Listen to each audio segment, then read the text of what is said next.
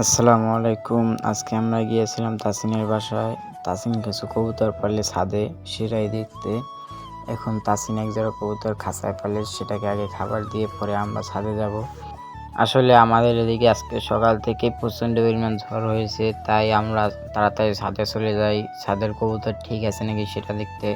গিয়ে দেখি ছাদের ঘর পুরো আউলুদুল হয়ে গেছে, সবকিছু ভেঙে গেছে এবং আমরা ভয় পেতেছিলাম যে কবুতরের বাচ্চা এবং ডিমের কোনো ক্ষতি হয়েছে কিনা। তাই আগে তাসিন দেখতে আসে কবুতরের বাচ্চা এবং ডিমের কোনো ক্ষতি হয়েছে কিনা। তারপর আমিও দেখতে যাই যে কবুতরের বাচ্চা কতটুকু হয়েছে। তারপর দেখলাম একেবারে ছোট বাচ্চা, এখনো পশমও গজায় নাই। এই বৃষ্টিতে এইসব বাচ্চাদের অনেক সমস্যা হয়, এই জন্য আমরা এটাকে খুব তাড়াতাড়ি ঠিক করার চেষ্টা করব ইনশাল্লাহ। তারপর তাসিন এখন কবুতরকে খাবার খাওয়াচ্ছে। আমরা কবুতরকে খাবার খাওয়ানোর পরে তারপর কবুতরের বাসাটা ঠিক করব।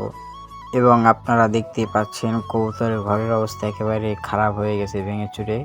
আকাশের অবস্থা এখনো অনেক খারাপ, তাই আমরা এটাকে খুব তাড়াতাড়ি ঠিক করার চেষ্টা করব।